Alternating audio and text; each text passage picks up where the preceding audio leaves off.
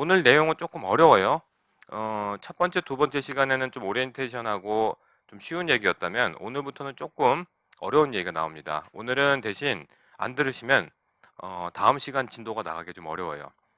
주류의 분류하고 와인에 대한 분류를 배울 건데요. 제가 좀 쉽게 말씀드리면요. 오늘 내용이 12주 중에 제일 중요한 내용 중에 하나입니다. 그러니까 오늘 안 들으시면 다음 시간이나 그 다음 시간에 이해하시기가 좀 어려우실 거예요. 그래서 오늘은 좀 어, 이렇게 바짝 긴장하시고 들어주세요. 어, 자, 우리가 먹는 와인이라는 게 어떤 음료고 이 음료를 고르기 위해서 그러니까 와인 선택법이라고 뒤에 이제 커리큘럼 나오긴 하는데요.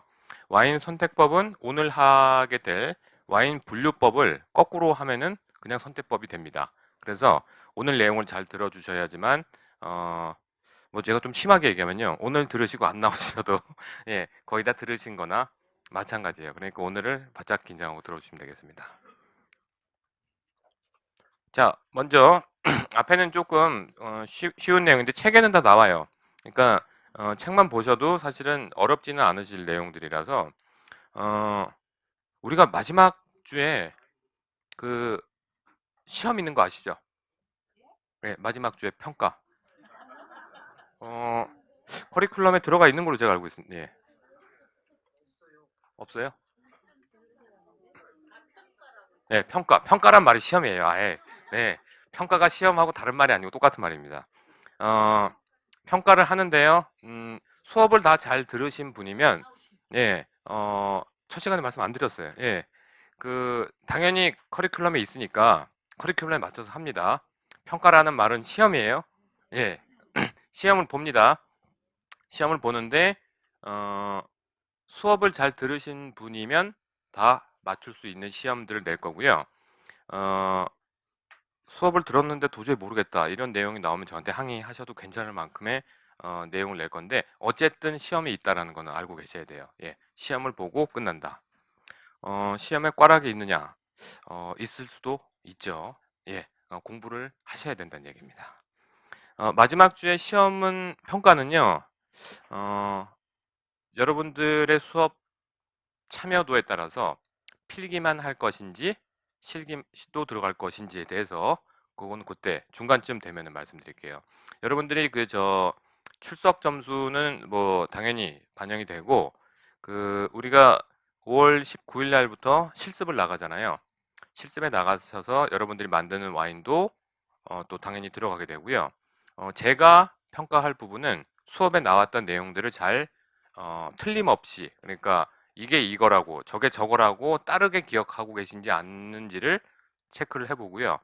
그리고 저는 소믈리에이기 때문에 와인을 구입하고 사고 집에서 마실 때 어떤 방식으로 하는지 서빙을 어떻게 하는지 이런 부분을 어, 여러분한테 중요하게 알려드립니다. 그 중요하게 알려드린 부분을 제대로 숙지하셔서 하시는지 그런 부분을 실기를 아마 볼 거예요.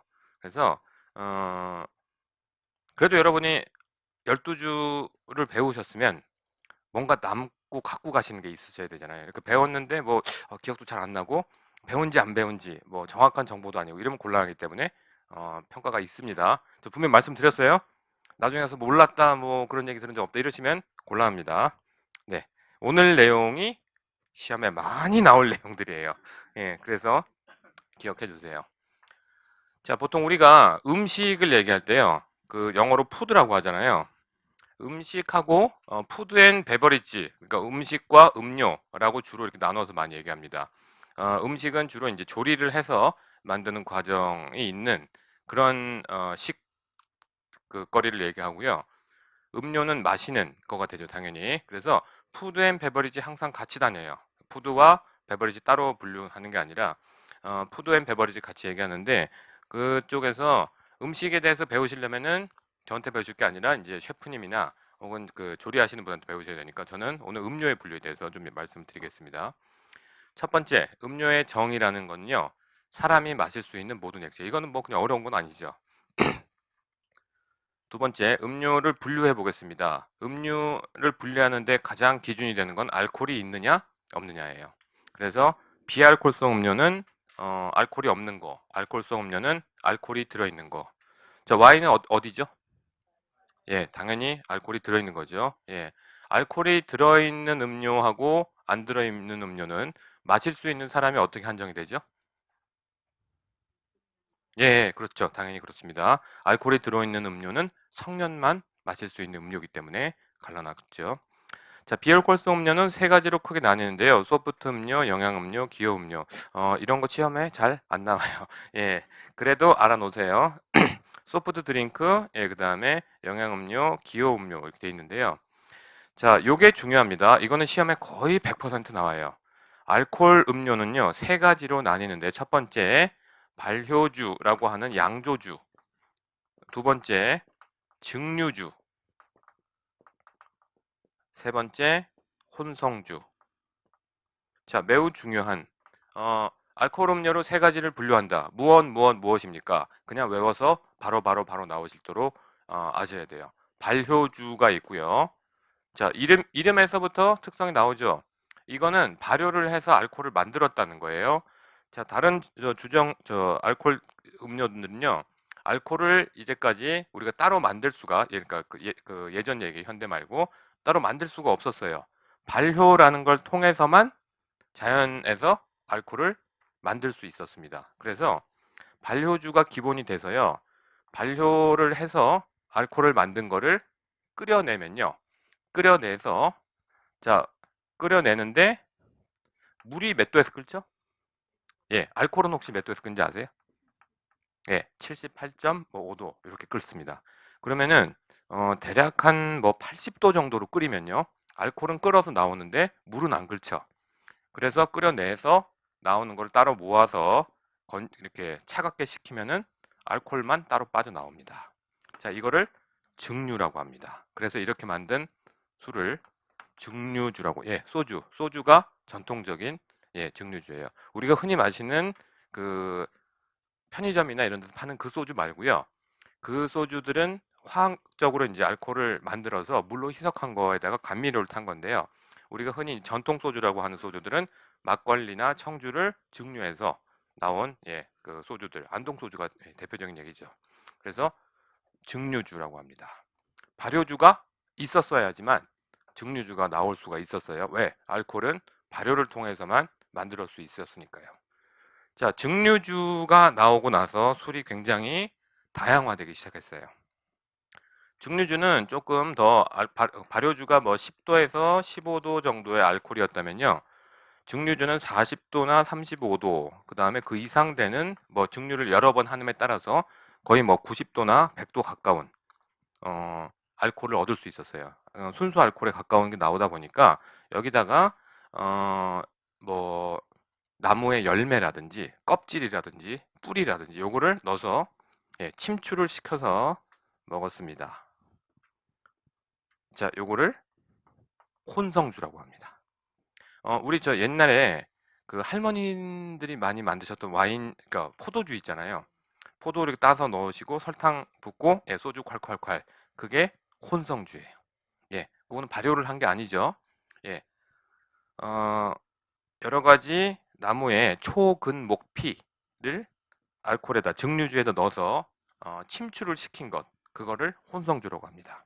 자, 매우 중요한 얘기예요. 알코올성 음료는 세 가지로 분류가 되는데, 첫 번째 발효주, 두 번째 증류주, 세 번째 혼성주. 이거는 시험에 100% 나옵니다. 예, 반드시 외워놓으세요. 알코올은 세 가지로 분류하는데 알코올성 음료는 요 세 가지로 분류한다. 순서도 알아놓으셔야 됩니다. 자, 다시 얘기 돌아가서요. 비알코올성 음료는요, 사람이 마실 수 있도록 만든 모든 액체 중에서 알코올이 없는 거, 그냥 이거는 비알코올성 음료. 우리가 그냥 흔히 잘 먹는 여러 가지 음료들이 다 여기에 속합니다. 첫 번째, 소프트 음료는 뭐냐? 탄산이 들어가 있는 게 있고 안 들어가는 게 있어요. 주로 이제 탄산 음료들을 많이 얘기하죠. 영양 음료는 뭐냐면은 보통 우리가 많이 마시는 주스나 우유를 얘기를 하고요. 세 번째 아니고요. 소프트 음료 중에서 탄산음료하고 비탄산음료. 굳이 요거는 시험에 안 나옵니다. 예, 굳이 구별 못 하셔도 괜찮아요. 네, 요런 거 가끔 시험에 나올 때가 있는데 그 뭐 소믈리에 시험에요. 이건 아주 악랄한 적이라서 다음 중 어, 성격이 다른 하나는 뭐 사과 주스, 뭐 파인애플 주스, 토마토 주스 이래 놓고 답이 뭐냐 이렇게 물을 때가 있어요. 예, 그쵸. 토마토는 과일이 아니고 예, 채소라고 얘기를 해서 그렇습니다. 저는 그렇게 문제 내지는 않습니다. 예, 예, 제가 본 시험 중에 한 번 이게 나온 적이 있었어요. 이렇게 어렵지 않게 맞추긴 했는데, 예, 이렇게 좀 이런 문제는 변별력은 사실 없다고 좀 볼 수 있죠. 자, 기호음료는 우리가 항상 잘 마시는 커피나 차 같은 걸 얘기하는데요. 예, 이것도 뭐 그냥 흔히 상식적으로 아실 수 있는 부분이라서 넘어가도록 하겠습니다. 제일 중요한 게 이제 알코올성 음료이기 때문에 그렇죠. 자, 사람이 마실 수 있도록 만든 액체 중에서 알코올이 들어있는 것. 자, 사람이 마실 수 없는 거는 뭐가 있을까요? 알코올이 들어있는데? 네, 그렇죠. 예. 어, 우리가 흔히 그 얘기하는 알코올은 그냥 에탄올이라는 걸 얘기하는데, 메탄올이라는 알코올이 있어요. 그거는 사람 먹으면 거의 즉사를 합니다. 아주 소량이라도요. 메탄올이, 어, 와인이나 이런 데도 아주 극소량이 들어있기는 해요. 근데, 인체에 그 영향을 미칠 정도 아니지만요. 공업용으로 제조가 되거나 이렇게 마실 수 없는 알코올도 있습니다. 자, 아까 말씀드렸지만은 우리가 배우는 과목은 와인이잖아요. 와인은 발효주입니다. 제가 몇 번 그 와인의 분류가 아니라 정의를 말씀드릴 때도 말씀을 드렸었는데요. 어, 와인은 양조주 혹은 발효주라고 하고요. 같은 말인데요. 발효를 통해서 어, 알코올을 만든 술들을 얘기합니다. 재료는 뭐가 있냐면 두 가지가 있는데요. 과실이 있고 예, 공류가 있습니다. 자, 제가 지난번에 여쭤봤었죠. 지지난 정권 때, 맞죠? 지지난 정권, 예, 바뀌었으니까. 막걸리를 굉장히 그 외국에다가 홍보를 많이 했잖아요. 그때 막걸리를 영어로, 예, 라이스 와인. 그게 맞을까요? 틀릴까요? 여쭤봤죠? 예, 어, 와인의 지금 그 양조주의 정의에 의하면요. 공류를 발효해서 만든 술이기 때문에 요거는 알코올성 음료 중에서 양조주, 그러니까 와인이라고 얘기할 수 있는 그런 특성이 있습니다. 그러니까 막걸리를 라이스 와인이다 얘기하는 거는 뭐 세계적인 어떤 트렌드하고는 모르지만 정의에서는 어긋나지 않는 얘기예요. 막걸리를 라이스 와인이라고 할 수도 있습니다. 하지만 정확히 얘기하면요, 어, 라이스 와인이라고 하기보다는 그냥 막걸리라고 얘기하는 게 조금 더 좋겠습니다. 자, 곡류를 발효해서 만든 술 중에 여러분들이 잘 아시는 다른 술이 또 있어요. 뭐가 있을까요? 그거보다 좀 더 저렴하고 좀 더 많이 마시는. 예, 그렇죠. 보리를 발효시켜서 만들면은 맥주가 됩니다. 곡류죠. 자, 우리가 잘 알고 있는 와인이라고 하는 거는 주로 포도를 사용해서 만드는데요. 제가 한국 와인의 특성 얘기할 때 말씀드렸죠. 우리나라, 또 외국도 마찬가지지만요. 특히 우리나라는 다른 과실들, 그러니까 포도 이외의 과실들을 발효를 해서 만드는 와인들이 굉장히 많습니다. 자, 모든 술, 알코올 음료들의 기본이 되는 게 양조주, 발효주예요. 두 번째, 예, 여기서 설명이 들어가죠.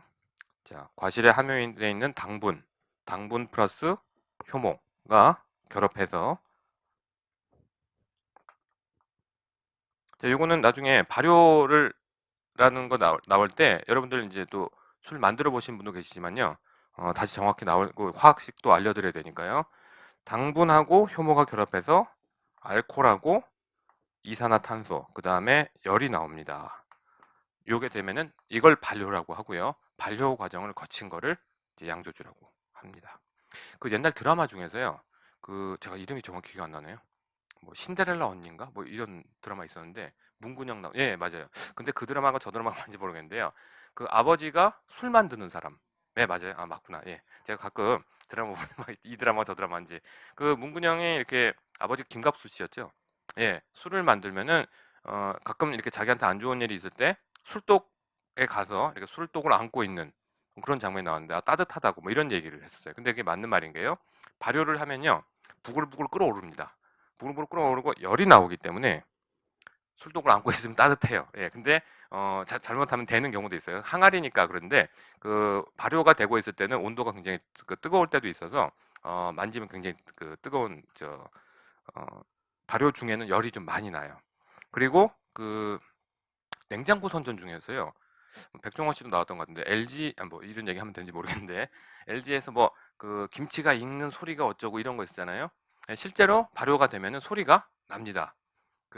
이산화탄소가 이제 계속 올라오기 때문에 톡톡 터지는 소리들이 나기 때문에 그 광고도 틀린 광고는 아니에요. 김치에서는 나는지는 정확히는 모르겠습니다만 발효가 될 때 당분과 효모가 결합해서 이산화탄소가 부글부글 끓어오르기 때문에 소리가 난다라고 할 수 있습니다.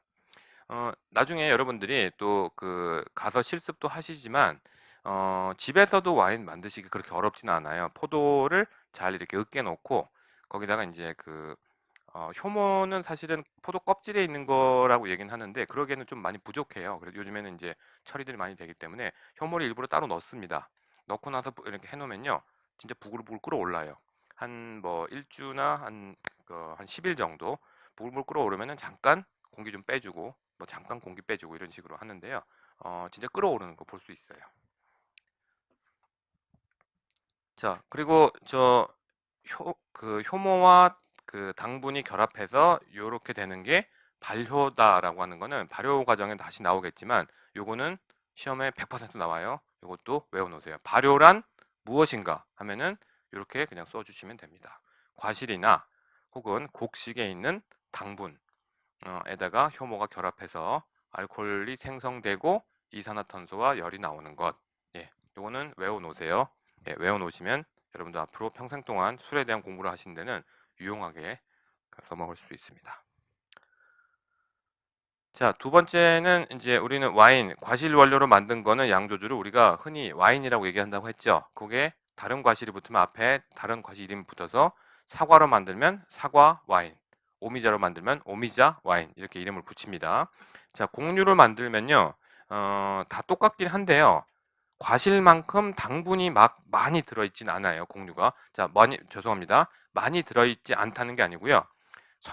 아니, 구성 자체가 좀 다르게 돼 있어요. 과실에 들어있는 당분은 당의 형태로 들어있어서 당이 바로 효모랑 결합하면 효모가 이거 갉아먹고 알코올로 만드는데요. 곡식에 들어있는 당분들은요, 당분의 형태로 되어 있지 않고 다 붙어 있습니다. 이렇게 전분이라고 해요. 그래서 먼저 한번 발효를 시켜서 이 전분들을 끊어줘서 당화를 시켜줘요. 그 다음에 한 번 더 발효를 해서 알코올을 만듭니다. 이게 세계적으로 보면요, 굉장히 어려운 발효 방법이래요. 그러니까 한번 당화를 시켜주고 또 한 번 발효를 시켜주기 때문에. 그래서 우리나라는 굉장히 술 만드는 기술이 굉장히 발달한 나라라고 전 세계적으로 사실은 평가를 받고 있습니다. 자, 이거 도식으로 보면 이렇게 됩니다. 요거는 나중에 나오면요, 여러분들 설명도 드리고 좀 과학적으로 배우셔야 되니까 이것도 염두에 두시는데 지금은 쉽게만 말씀드릴게요. 과실을 발효시키면 과실주, 즉 와인이 되고요. 쌀을 발효시키면요, 막걸리나 청주나 법주, 우리나라에서 약주라고 하긴 하는데요. 이렇게 되고요. 그 다음에 보리를 발효시키면 맥주가 됩니다. 여기 나중에 그 식이 나오긴 하는데 1%의 알코올을 만들려면은 설탕, 당분 17.8g 에다가 이제 효모가 들어가야 이렇게 1%의 알코올이 나온다고 하는데요.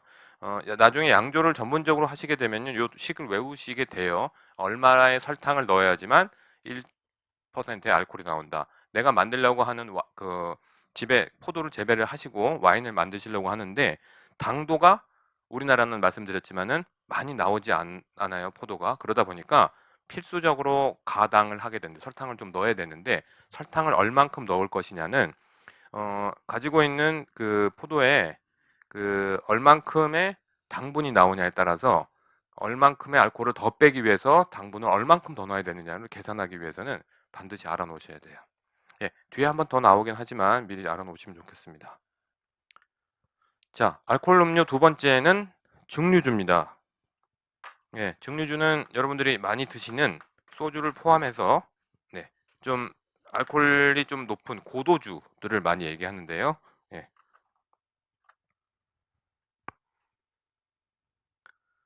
자, 양조주를 알코올 증류해서 만든 음료고요. 물에 끓는 온도가 100도, 알코올에 끓는 온도가 78도를 이용해서 만든 순수한 알코올만 추출한다라고 합니다. 증류도 굉장히 재밌어요. 이제 여러분들이 그 와인을 좋아하시게 되면은 와인을 증류한 브랜디도 많이 마시게 되시고요. 그런 좀 고도주로 드시게 되면은 좀 이렇게 좀 술을 즐기시는, 좀 즐긴다고 해서 알코올을 즐긴다기보다 알코올에 이제 그 같이 그 녹아있는 향과 맛을 즐긴다라고 하기 때문에 위스키나 이렇게 그 좀 고도주를 좋아하시는 분들은 우리나라는 좀 이상하긴 한데요. 그렇게 많이 드시지는 않아요. 이렇게 향을 즐기고 입에 좀 머금고 이렇게 좀 즐기시는 분들이 훨씬 더 많습니다. 자, 증류주에 넣는 재료들에 따라서 이름을 조금씩 바꾸는데요. 요거는 조금 너무 전문적이기 때문에 시험에 내지는 않겠습니다만 그래도 알아놓으시면 좋겠습니다. 자, 보통 이제 만드는 재료에 따라서 이름이 다 달라져요. 예, 과실 원료, 그러니까 와인을 증류해서 나오는 거는 브랜디라고 하고요. 여러분들이 흔히 많이 얘기하시는 꼬냑이라고 있죠. 예, 꼬냑은 상품의 이름이 아니고요. 어, 브랜디를 만드는 아주 유명한 지역의 이름이에요. 어, 프랑스의 그 와인 산지 중에 아주 유명한 곳이 보르도라고 있습니다. 보르도에서 포도가 많이 나거든요. 포도가 많이 나고 와인을 많이 만듭니다. 와인을 많이 만드는데 비싼 와인만 만들지 않고요. 저렴한 와인도 많이 만들어요. 저렴한 와인은 어디로 가느냐? 저렴한 와인들은 보르도의 이제 귀퉁이 쪽에서 재배를 해서 와인을 만든 다음에 위쪽, 아래쪽 동네로 판매를 해요. 큰 벌크 형태로 판매를 합니다. 위 동네 이름이 꼬냑, 아래 동네 이름이 아르마냑이에요. 그러면은 여기는 보르도에서 받은 저렴한 와인들을 끓여서 증류를 시킵니다. 어, 비싼 와인을 증류한다고 꼭 비싼 브랜드가 되는 거 아니에요? 저렴한 와인이라도 증류를 잘해서 알코올을 잘 뽑아내면요. 예. 그리고 이 상태에서 나온다기보다 오크통, 그러니까 참나무통에서 오랫동안 숙성을 시킵니다. 그러면 오크의 향이 배어 나와서 뭐 17년, 30년, 50년 이렇게 숙성을 시키고 나면은 아주 은은한 향과 맛이 살아나는 게 되죠. 어, 증류주의 특징은 뭐냐면요. 우리가 이제 수용성하고 지용성, 그러니까 그 알코올에 녹는 거하고 이렇게 조금 구분을 하는데 물에 녹는 성분들보다 알코올에 녹을 수 있는 성분이 훨씬 많아요. 그래서 어, 물에서 느낄 수 있는 맛과 향보다 알코올에 들어갈 수 있는 맛과 향이 훨씬 많습니다. 그래서 증류를 해서 끓여내면요. 알코올은 끓어 나오고 물은 남아 있잖아요. 끓고 남은 물하고 끓여 나온 알코올하고 향과 맛을 비교해 보면 알코올이 훨씬 더 향과 맛을 많이 가지고 있어요. 알코올이라는 성분 자체가 주머니가 많아서 집어넣을 수 있는 게 많다고 보시면 되세요. 그래서 원래 와인이 갖고 있던 향취와 맛을 알코올이 다 끌고 나오기 때문에 아주 액기스 형태의 맛과 향을 가지게 되고 이거를 또 오크통에다가 숙성을 오랫동안 시켜 놓으면은 오크에서 나오는 은은한 향이 알코올에 배이게 돼서 아주 멋진 술이 되는 게 브랜디라고 얘기할 수 있습니다. 그 중에서 꼬냑이라고 하는 동네가 브랜디를 그렇게 잘 만들어요. 그리고 요 밑에 아르마냑이라고 하는 동네도 굉장히 잘 만들기 때문에 거의 브랜디의 대명사가 됐어서 우리가 흔히 꼬냑 이러면은 굉장히 좋은 브랜디를 이제 얘기할 때 그렇게 하죠. 자, 꼬냑이 한 회사 이름이 아니에요. 예, 꼬냑이라고 하는 걸 만드는 회사는 되게 많이 있어요. 이 동네 안에. 예, 근데 법적으로, 프랑스 법적으로 정확한 규정을 지켜 만들어야지만 병에다가 꼬냑이라고 쓸 수 있어요. 예, 그렇기 때문에 술을 만드는 이 법률이나 이런 부분을 굉장히 잘 해놓은 곳이 프랑스입니다.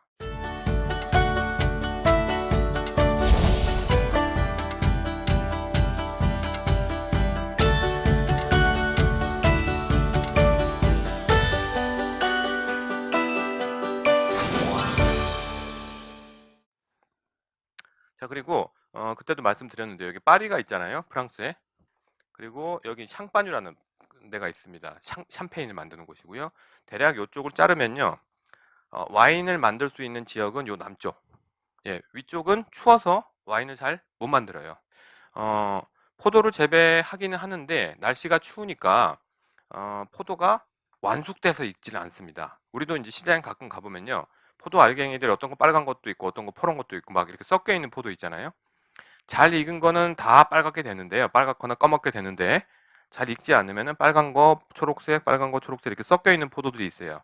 여기서 재배를 하면은 포도들이 이렇게 됩니다. 와인을 만들 수가 없어요. 그래서 여기서는 뭘 만드냐면요. 주로 사과가 나옵니다. 사과를 만들어서 알코올 발효를 하면요. 이름이 뭐냐면 그게 사이더예요. 예, 우리가 흔히 얘기하는 사이다 있죠. 사이다가 원래는 사과를 발효시킨 발효주를 사이더라고 합니다. 예. 프랑스 말로 읽으면 시드르 뭐 이렇게 얘기를 해요. 그래서 요즘에는 우리나라에도 이 사이더가 시드르가 판매가 많이 되고 있어요. 그래서 마트나 이런 데서 시드르 혹은 사이더라고 되어 있는 거 보시면 우리가 흔히 먹는 탄산음료가 아니고요. 사과 탄산주예요. 예. 자, 요 시드르를 증류를 시키면요. 여기 동네 이름이 꼬냑이고 여기는 알마니아 그랬잖아요. 여기는 유명한 동네 이름이 깔바도스라는 데가 있습니다. 예, 그래서 사과 증류주를 주로 고유명사화돼서 깔바도스라고 합니다. 우리나라에 사과 와인이 유명한 데가 충남 예산이 있어요. 거기서 몇 년 전부터 이 사과 증류주를 만들려고 많이 노력을 하셔서 사장님 언제 나와요? 이랬더니 금년 나온다고 이러더니 2년 지나서 3년 돼서 금년에 진짜 나왔어요. 그래서 제품이 나와서 저도 이제 샘플 하나 받았는데 굉장히 잘 만들었더라고요. 제가 소믈리에들한테 테이스팅을 시켰더니 아주 혹평을 하면서 이걸 술이라고 만들었냐고 막 이랬는데 저는 너무 맛있었습니다. 그래서 제가 나중에 수업 시간 중에 우리가 원래는 오늘 증류주하고 아이스 와인을 원래 먹는 시간인데 여러분들 인원과 교육비가 줄는 바람에 오늘은 못 갖고 왔어요. 그 다다음 주 정도에 한 번씩 그거는 과외로 드실 수 있도록 좀 한번 해보겠습니다. 어, 증류주는요, 제가 한 병만 갖고 와도 여기 있는 분들 다 드실 수 있을 정도로 조금씩만 드시는 거기 때문에 그렇습니다. 자, 깔바도스나 꼬냑에 대한 부분은 기억을 좀 잘 해놓으세요. 왜냐면은 잘못 알고 있는 분들이 너무 많아요. 꼬냑이 그냥 회사 이름이나 술의 그 어떤 종류 이름이라고 알고 계신 분들이 많은데 여러분들이 나중에 그 제대로 된 정보를 전달해 주시려면 여러분들이 제대로 알고 계셔야 되기 때문에 이것도 정확하게 알고 계셨으면 좋겠습니다. 자, 그리고 우리가 흔히 많이 먹는 위스키 있잖아요. 얘기할 때 위스키는 뭘로 만들었느냐? 맥주를 증류해서 만든 게 위스키인데요. 위스키로 유명한 나라 혹시 어딘지 아세요? 러시아는 그거보다 딴 거를 좀 더 많이 먹죠. 예, 지금 바로 나올 거. 예, 예, 아일랜드 옆에 있는 스코틀랜드. 예, 토끼가 이렇게 있죠. 예, 뭐 모양 좀 이상한데요. 물론 아일랜드에서도 만드는데 대부분의 유명한 양조장은 토끼 머리에 다 모여 있습니다. 예, 그래서 위스키라고 하면은 무조건 그냥 영국 사람. 영국 사람이랑 또 얘기하면 싫어한다 그러더라고요. 스코틀랜드 사람들은요. 그래서 위스키는 스코틀랜드 하시고요. 자, 러시아 사람들이 많이 먹는 건요. 보드카예요. 예, 보드카는 밀이나 보리나 호밀이나 옥수수나 감자 여러 가지의 재료를 써서 만듭니다. 예, 그리고 여러 가지 재료들이 있어요. 뭐 곡류들 중에서 우리나라가 흔히 제일 많이 먹는 소주는 혹시 여러분들 다큐멘터리 같은 거 보실 때 제가 지난번에 와인 다큐멘터리도 말씀드렸는데요. 우리나라 술에 대한 다큐멘터리도 상당히 많아요. 근데 보시면은 여러분들 와인에 관심이 있으시면요. 조금만 더 공부하시면은 우리나라 술에도 굉장히 관심이 많아지세요. 증류를 보통은 동으로 만든 증류기를 쓰는데요. 외국에서 나온 증류기들이 이렇게 생겼습니다. 뚱뚱하게 생겨서 이쪽으로 쭉 빼내는 게 됐어요. 이거 이제 밑에 압력 게이지나 이런 게 다 있고요. 우리나라 증류기는 어떻게 생겼냐면요. 혹시 보시면 될지 모르겠는데, 예, 항아리 이렇게, 예, 맞아요. 해놓고 이렇게 빠지는 구멍이 있습니다. 끓여서 여기서 맺혀갖고, 예, 이렇게 나오는 이거를 술병 모양으로도 있어요. 약간 정감이 가는 이런 항아리인데요. 옛날부터 집에서 할머니가 며느리한테 가르치고 며느리가 또 딸한테 가르치고 이렇게 해서 술 만드는 방법을 잘 가르쳤다고 합니다. 그래서 어, 우리나라 술도 굉장히 매력이 있어요. 와인은 와인대로 포도를 가지고만 만들었는데 포도향 이외의 향들이 참 많이 나잖아요. 우리나라의 곡주들도요, 쌀만 가지고 만들었는데 그렇게 여러 가지 향들이 많이 납니다. 꽃향도 나고 무슨 뭐또 소나무 향도 나고 이런 식으로. 게다가 이제 이 나온 알코올을 가지고 증류를 한 알코올을 가지고 어느 통에 넣어서 또 숙성시키냐에 따라서 또 맛이 천차만별로 갈라지죠. 소나무 통에 넣어놓으면 송주가 되고 뭐 저 대나무 통에 넣어두면 또 죽주가 되고 이런 식으로 많이 바뀌죠.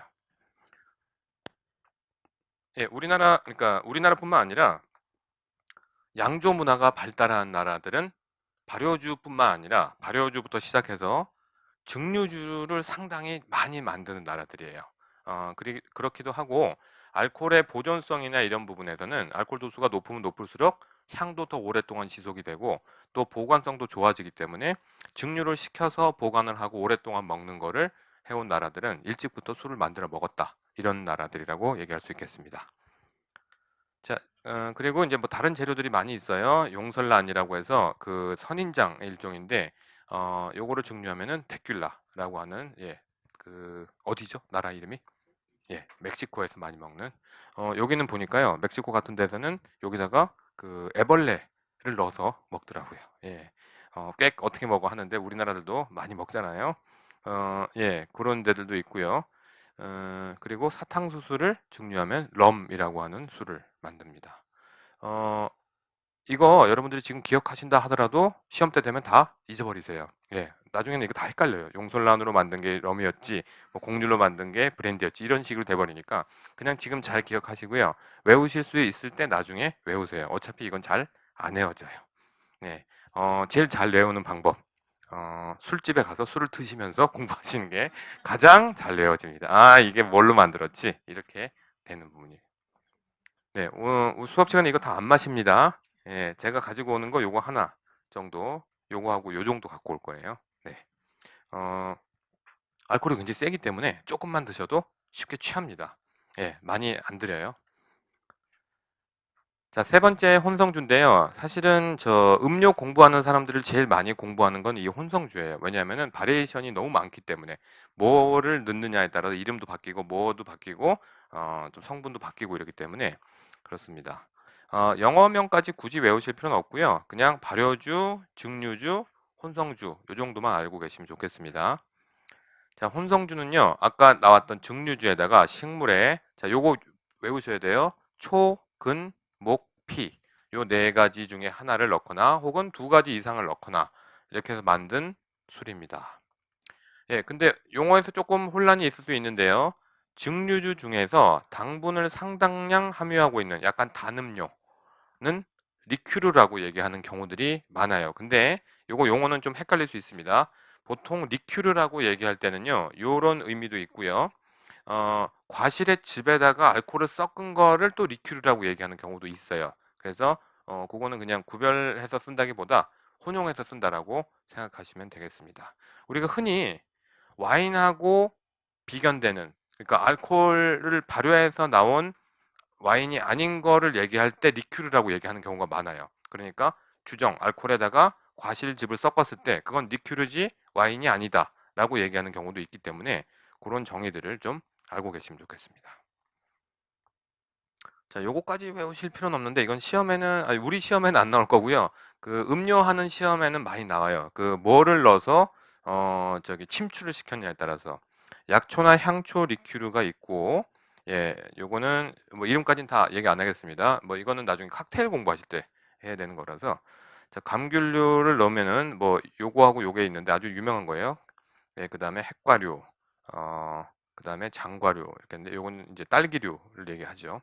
어, 음료에 관심을 많이 가지시다 보면요. 나중에 여러분들이 와인바뿐만 아니라 그 칵테일바 같은 데 가실 경우도 있는데 그때 이거 알아놓으시면 굉장히 도움이 좀 많이 되죠.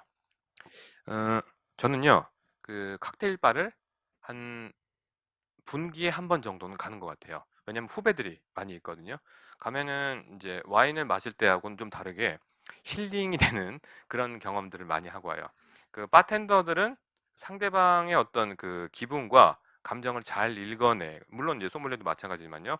제가 와인으로 사람을 힐링할 수 있는 거하고 바텐더들이 그 칵테일로 힐링할 수 있는 건 좀 큰 차이가 있어요.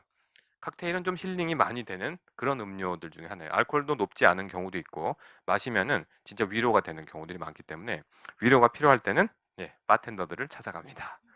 예. 굉장히 다양하고 매력적인 분야예요. 와인하고 또 다른 분야입니다. 그렇지만 우리가 공부하고 있는 건 와인이에요. 네. 자, 요거는 잘 알아두시면 좋겠습니다. 혼성주의 정의는 증류주에다가 식물의 초, 근, 목피 등을 넣어서 침출을 시켜서 만든 음료예요. 자, 우리가 흔히 할머니들이 많이 만드셨던 그 포도주가 이 혼성주입니다. 예, 그 열매를 넣어서 침출을 시킨 거기 때문에 그렇죠. 자, 다시 한번 정리해 보겠습니다. 알코올성 음료는 세 가지가 있는데 첫 번째 뭐? 예, 두 번째, 세 번째, 그 정의들을 발효주는 발효를 했다. 발효란 정의가 뭐냐면 당분과 효모가 결합해서 알코올을 냈다. 거고요. 증류주는 발효주를 증류한 거.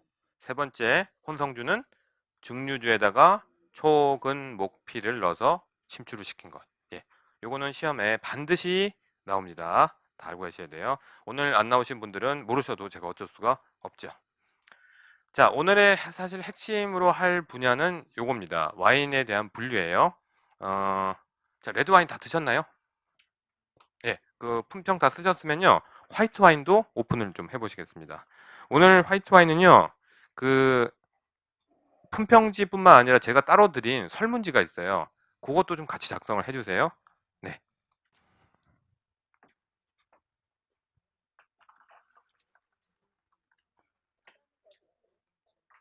이거 따는 거 없어도 되세요. 코르크가 아니라서요.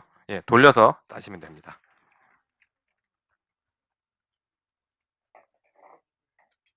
네, 오픈 해주시고요. 잠깐만요.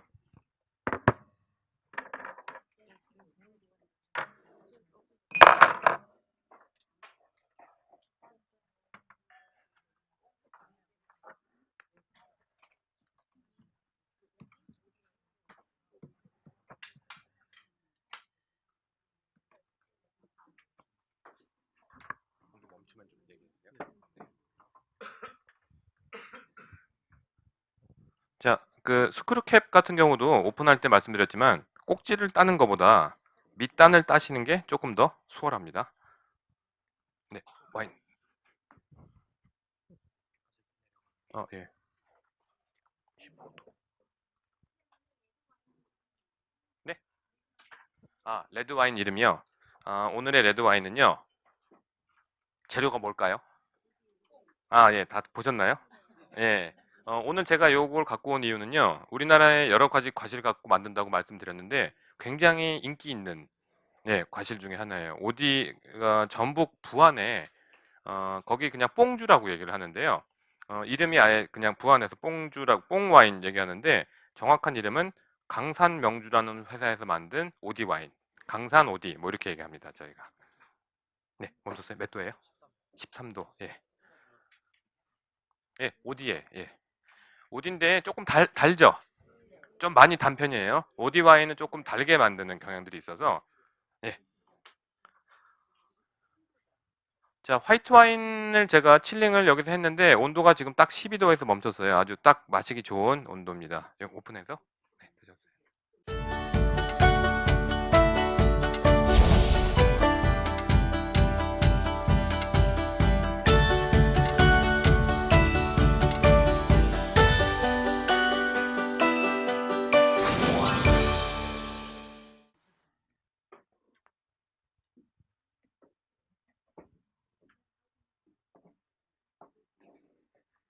자, 화이트도 와인 따라서 테이스팅 해보시고 오늘은 그 설문지도 같이 써주세요. 설문지는 저한테 주시고 테이스팅 노트는 여러분이 가지고 가시고 네. 그거를 써주시라고. 네, 화이트로 해주셔야 됩니다. 네네.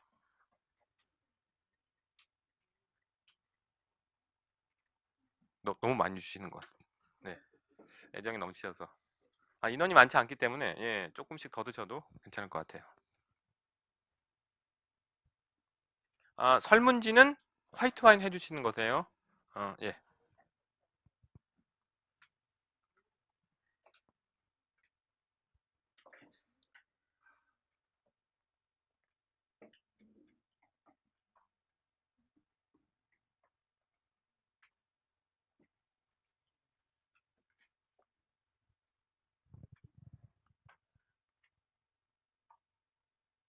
드셨어요?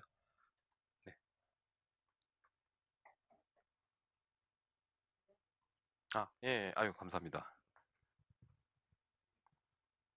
이제 급하게 나오느라고 밥을 못 먹어서.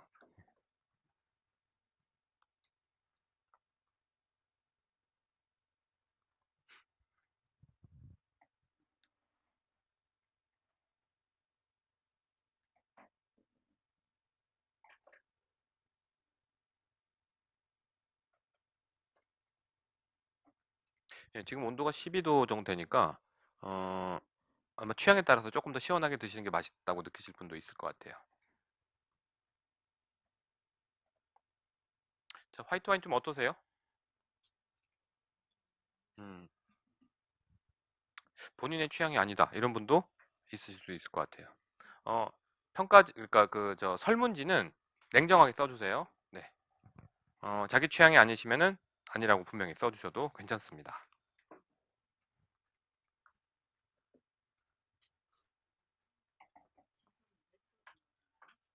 온도가요? 11도나 12도 정도 됩니다.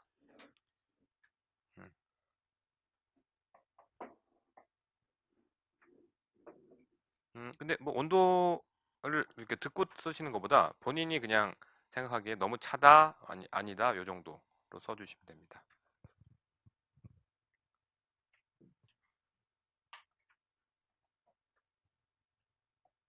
설문지를 다 쓰시고 나서 제가 여쭤볼 게 좀 있습니다.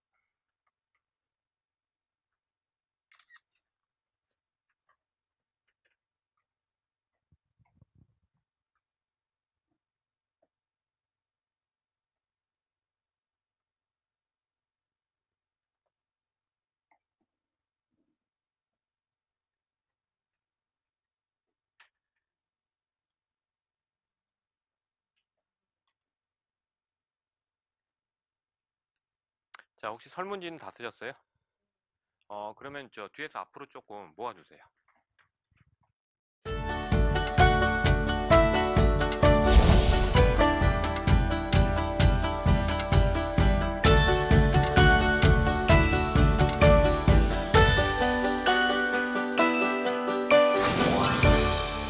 자, 화이트 와인을 했는데요. 화이트 와인 어떠세요?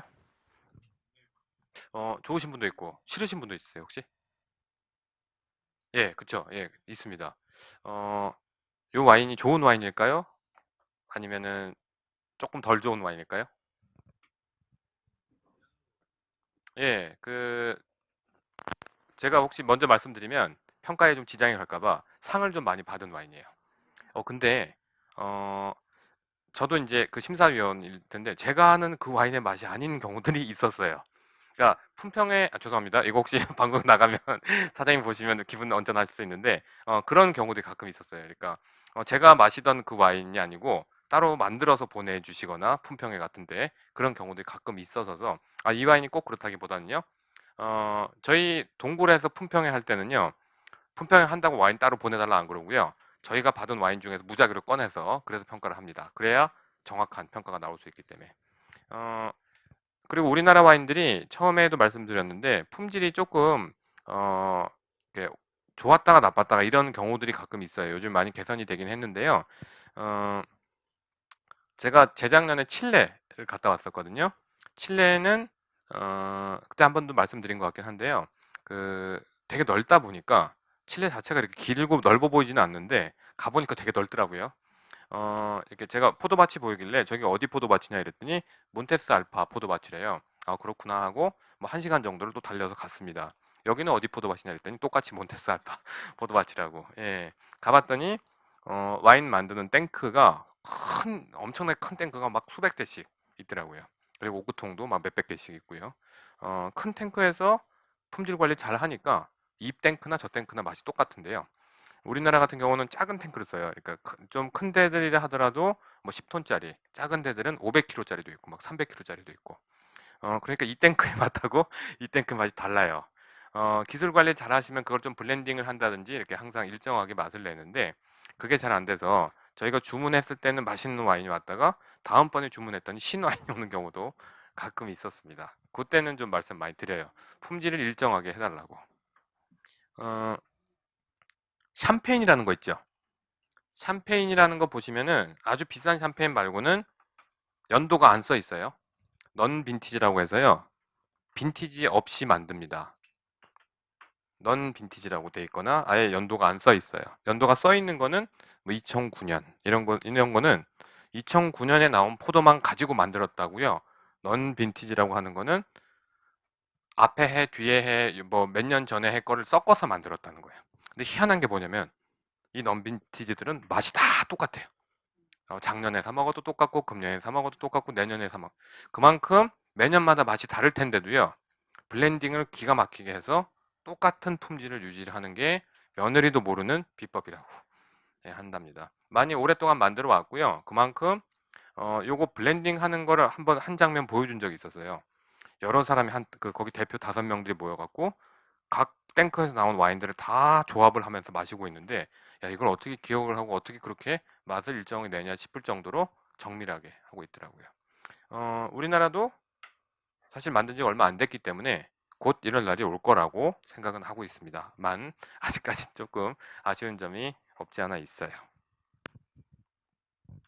자, 와인은 오늘 두 종류인데요. 첫 번째 드렸던 레드 와인은 말씀드린 대로 예, 전북 부안의 오디 와인인데요. 부안의 오디가 이렇게 맛있는 게 많이 나온대요. 그래서 저희가 처음에 부안군하고 업무 협약을 맺고 두 업체가 들어왔는데 둘 다 잘 팔리는 와인들이에요. 가격도 비싸지 않습니다. 요게 17,000원. 그리고 또 한 업체 건 18,000원. 예.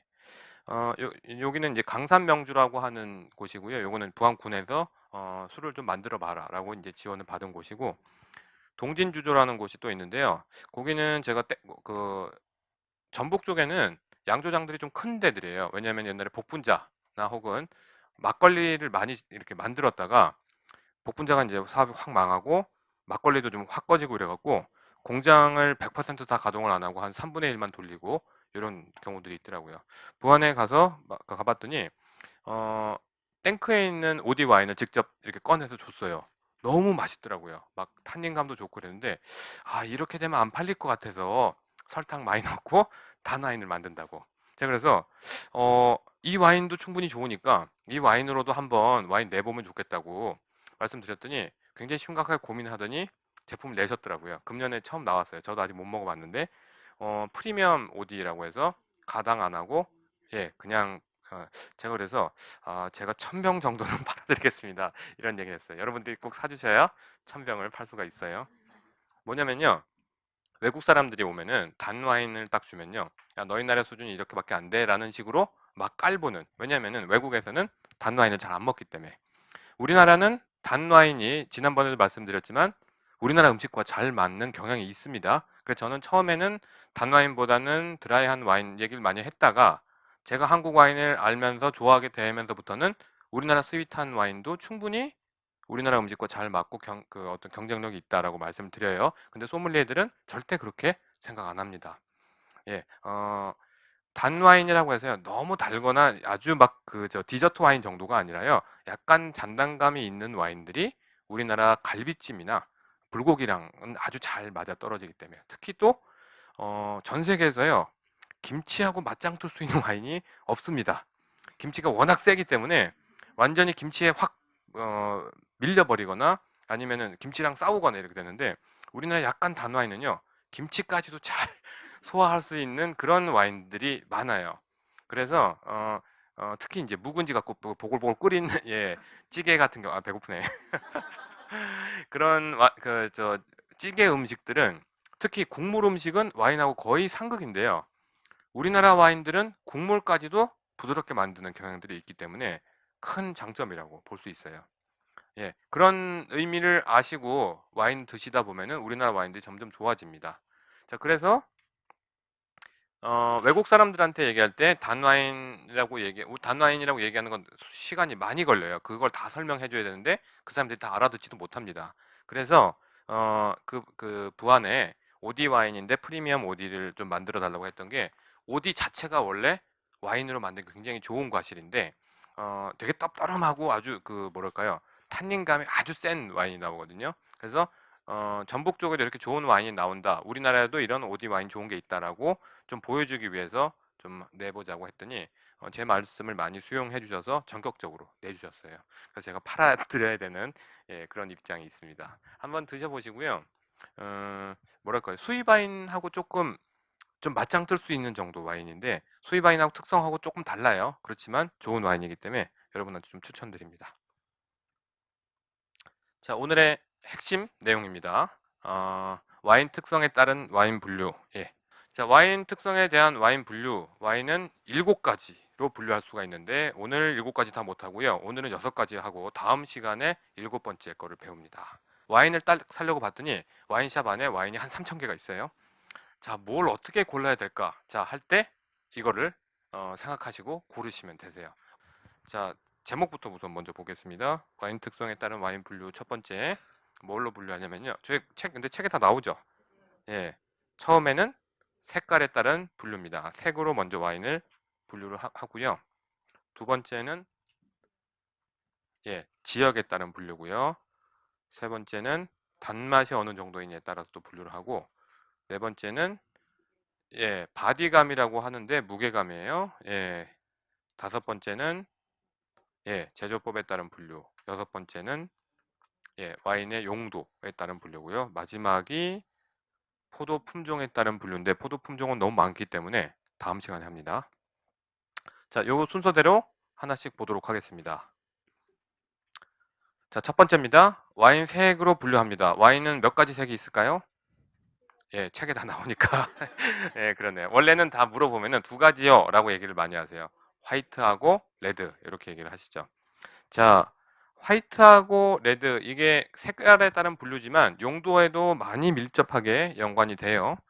화이트 와인하고 레드 와인은 어떻게 다르죠? 예, 그쵸. 제가 너무 어려운 거 물어봤나요? 예, 색깔이 달라요. 화이트 와인은 투명하거나 예, 약간 노란빛을 띠는 골드빛도 있을 수 있고 그런 색이고요. 레드 와인은 뭐죠? 예, 붉거나 예, 자줏빛이거나 검붉거나 이렇게 되죠. 자, 원료가 어떻게 될까요? 화이트 와인을 만드는 거는 예, 청포도. 그다음에 레드 와인을 만드는 거는 예, 적포도라고 하는데요. 원래는 흑포도예요. 예, 원래는 포도는 흑색입니다. 흑색인데 우리가 그냥 흔히 적포도라고 얘기하죠. 자, 화이트 와인을 만드는 게 청포도지만 화이트 와인을 만들 때는 청포도 말고 흑포도를 가지고도 청포도를 예, 예, 많이 만들어요. 껍질을 깐다기보다는요.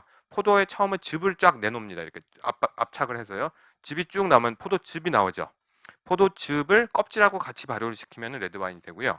껍질을 싹 걷어내고 즙만 가지고 발효를 시키면 화이트 와인이 됩니다. 우리가 흔히 얘기하는 샴페인 있잖아요. 샴페인은 청포도로 만든 샴페인이 있고 흑포도로 만든 샴페인이 있는데 더 비싼 거는 흑포도로 만든 샴페인이 조금 더 비싸고 고급이라고 얘기를 많이 해요. 두 가지 품종, 요즘에 6가지로 늘긴 했는데요. 샤르도네라고 하는 청포도를 가지고 만든 샴페인이 있고요. 그 다음에 피노누아라고 하는 흑포도를 가지고 만든 샴페인이 있어요. 나중에 그러니까 뭐 품종한테 나오는데요. 청포도로 만든 거는 흰 거에서 흰 거 만들었다 그래서 블랑드 블랑이라고 합니다. 블랑이 프랑스어로 그 흰색이거든요. 그래서 블랑드 블랑이라고 하고요. 어, 흑포도에서 샴페인을 만든 건요. 블랑드 누아라고 합니다. 누아가 검은색이에요. 그래서 이게 샴페인이 써있지는 않은데 샴페인을 고르는 사람들이 이거는 블랑드 블랑이에요, 블랑드 누아예요 이렇게 묻는 경우도 있어요. 그럼 피노 누아로 만들었어요, 샤르도네로 만들었어요 이런 얘기입니다. 우리나라에도 여러분들이 그 실습을 가실 안산의 그랑코토 와이너리는요 화이트 와인인데 와인 이름이 화이트 와인인데 색깔이 화이트가 아니에요. 조금 자주 아니 저기 주황색 빛이 나는 그런 화이트 와인을 만듭니다. 뭘로 만들었을까요? 예, 흑포도를 가지고 예, 화이트 와인을 만들었기 때문에 즙을 짜내는데 껍질에서 즙이 색깔이 좀 나오잖아요. 그거를 굳이 안 걸르고 잘 만들어내면은 약간 호박색에 비슷한 화이트 와인 나오는데 그 화이트 와인도 잘 만든 데가 안산 그랑코토고요. 다른데 특히 오늘 드신 요 갈기산은요. 요거는 제가 정확히 안 물어봤는데 이거는 딴 거네요. 예, 청수하고 나이에가라라고 화이트 와인 품종으로 만든 어, 예, 그 청포도로 만든 적이고요. 첫 번째 우리가 드셨던 와인이 고돌이라고 기억나세요? 첫 번째 드셨던 예, 그 와인은 원래 거봉 있죠. 거봉을 가지고 만들었어요. 거봉 자체는 색깔이 그렇게 진하게 안 나오기 때문에 화이트 와인 만들기 아주 좋은 와인이라서 영천에는 거봉 포도를 가지고 화이트 와인을 많이 만듭니다. 적포도로도 화이트 와인을 많이 만든다는 거 기억해 놓으시고요. 흔히 많이 친구들이 얘기할 때 화이트 와인은 청포도만 가지고 만들지라고 얘기했는데 적포도를 가지고도 화이트 와인 만든다라는 거 좀 기억을 해주셨으면 좋겠습니다. 자, 첫 번째 화이트 와인 있고 어, 자 색깔을 보시면요. 이게 화면이라서 잘 안 보이긴 하지만요. 되게 다양한 색깔이 있는 게 보이시죠? 자, 이거는 화이트 와인일까요? 아니면은 레드 와인일까요? 아니면 예, 로제 와인도 있고, 예. 어떻게 보면은 색깔이 굉장히 이쪽부터 시작해서 이쪽 끝까지 갈 정도로 많기 때문에 뭐가 어떤 와인이라고 구별하기 어려울 때도 좀 많이 있어요. 우리나라 레드 와인들은 오늘 거는 좀 별개인데요. 포도로 만드는 우리나라 레드 와인들은 레드 와인처럼 색깔이 진하지는 않고요. 로제 와인 정도 되는 거보다 조금 더 진한 정도가 많습니다. 그래서 외국 사람들이 볼 때는 우리나라 와인들은 거의 로제 와인이라고 보는 경우들이 좀 많이 있어요. 굉장히 많은 색이 있는데 이게 포도에 따라서도 그렇지만 만든 연도, 그러니까 만들어 놓고 얼마나 지났고 또 보관을 어떻게 했고 어떻게 숙성시켰냐에 따라서 맛이 아니 그러니까 색깔이 굉장히 달라지기도 합니다. 자, 제일 많이 마시는 와인들이 잘 아시지만 레드 와인 그리고 화이트 와인 있죠. 레드 와인은 주로 뭐 어떤 음식이랑 먹죠? 네, 그렇죠. 고기인데 색깔이 예, 붉은색 고기들이랑 주로 먹죠. 돼지고기나 소고기, 그리고 뭐 다른 여타 고기들, 뭐 가금류나 맹금류 이런 고기들을 먹을 때 레드 와인을 먹습니다. 자, 화이트 와인은 뭐랑 같이 먹죠? 생선, 또 샐러드, 고기류를 먼저 얘기해 볼까요? 생선, 해산물이 있고요. 또 하얀색 고기가 있습니다. 닭고기 같은 거. 예, 예, 이럴 때는 화이트 와인이랑 먹어요. 어, 닭의 살은 하얗잖아요. 거기다가 양념을 넣으면 어떻게 될까요? 네, 그러면 레드 와인이랑 먹어야 될까요? 화이트랑 먹어야 될까요? 예, 우리나라에서만 있는 예, 그런 경우예요. 보통 외국에서는 그 닭고기들을 대부분 다 저기 끓이거나 혹은 이렇게 그 술을 넣어서 끓이거나 이렇게 해서 하얀 상태로 먹기 때문에 화이트랑 많이 먹고요. 양념이 강하거나 화하지 않고 이래서 화이트랑 먹는 게 맞다라고 얘기를 합니다. 우리나라는 굉장히 맛의 변화 무쌍함을 추구한 나라라서 막 크로스오버를 많이 하죠. 자, 가운데에 있는 게 로제 와인이고요. 로제 와인을 만드는 방법은 한 세 가지가 있는데요. 화이트 와인하고 레드 와인을 섞습니다. 그러면 로제 와인 되는데 그거는 비싼 와인 만드는 방식은 아니고요. 대부분 어떻게 만드냐면요. 적포도를 가지고 화이트 와인 만드는 방식하고 똑같이 만들어요. 즙을 확 짜냈잖아요. 포도즙을. 그러면은 그 즙은 색깔이 약간 푸르스름하고 노란 색깔이 납니다. 거기다가 발효할 때 포도 껍질을 한 3일 동안 놔둬요. 3일 동안 놔두면 껍질 색이 좀 우러나오죠. 아주 핑크빛으로 이쁜 색이 딱 우러나왔을 때 껍질을 확 빼버립니다. 그러면은 로제 와인이 돼버려요. 자, 3일 정도 안 놔두고요. 발효하는 내내 한 14일 정도 계속 놔둔다. 껍질의 색이 계속 우러나옵니다. 그러면은 그거는 레드 와인이라고 얘기할 수 있어요. 만드는 방식에 따라서 레드 와인, 화이트 와인, 로제 와인이 갈립니다. 예, 그러면 왜 만들기 저렇게 복잡하게 왜 로제 와인을 만들었을까요? 예, 색상도 곱고요. 맛이나 향도 굉장히 좀 달라요. 레드 와인은 껍질에서 나오는 성분들이 많기 때문에 탄닌이나 안토시아닌이라는 성분이 좀 많아서요. 어, 우리가 흔히 얘기하는 이렇게 떡더름한 맛 있잖아요. 그거를 일부러 많이 내기 위해서는 껍질을 충분히 발효를 같이 시켜갖고 껍질에서 나오는 성분들을 많이 우러냅니다. 껍질을 가만히 둔다고 해서 우러나오지는 않아요. 이렇게 양조하실 때 배우시겠지만 껍질이 계속 그 물 안, 그러니까 그 즙 안으로 들어갈 수 있도록 계속 뒤집어 줍니다. 그래서 둥둥 떠 올라오는 걸 다시 넣어주고 다시 넣어주고 이러면서 껍질에서 조금이라도 색을 더 침용, 그러니까 빼져 나오기 위해서 그런 과정들을 많이 진행을 해줘요. 어, 만들다가 보니까 물론 이제 포도가 아주 진하지 않은 포도가 나오는 지역들, 뭐 저 프랑스의 론이라든지 이런 지역에서는 만들고 나니까 그냥 로제 와인이 되는 경우도 있었는데요. 그 로제 와인은 화이트 와인처럼 약간 시원하게 먹어야 더 맛있는 경우들이 많기 때문에 레드 와인을 만드는 지역에서도 우리도 로제 와인 만들어 보자 이렇게 돼서 색깔을 조금씩만 내다가 껍질을 빼버리는 여러 가지 방식들로 로제 와인을 많이 만들어 왔어요. 화이트 와인, 레드 와인, 로제 와인 색깔로 분류를 하는데 색깔에서도 어느 정도 용도의 차이가 납니다. 같이 먹는 음식, 또 언제 또 먹느냐, 혹은 선물을 누구한테 하느냐 이런 거에 따라서 좀 차이가 있다고 볼 수 있어요. 자, 우리 저 남성분들한테 주로 얘기하는데 그 여자친구 만난 기념일 뭐 100일 됐다, 뭐 1년 됐다 선물들 많이 하시잖아요. 뭐 꽃이랑 이렇게 하시는데 케이크랑 와인을 많이 사고 가시거든요. 예, 절대로 레드 와인은 선물하지 마세요. 예, 레드 와인은 케이크랑 잘 안 맞아요. 예, 그리고 여성분들은 레드 와인 그렇게 썩 좋아하지 않는 분들이 좀 많이 있습니다. 요즘에 주당들이 많아지셔서 좀 다르긴 한데 자기가 준 거니까 뭐 먹긴 먹는데 레드 와인이 주로 텁텁하고 드라이하잖아요. 케이크하고 거의 잘 안 맞습니다. 그냥 그러니까 어떻게 보면은 와인이랑 케이크랑 먹으면 분위기 있겠지 하고 딱 사갖고 가시는데 미스매칭이에요. 아니에요. 차라리 레드를 하실 바에는 차라리 화이트를 하세요. 예. 그 화이트 중에서 약간 달큰한 거 있죠.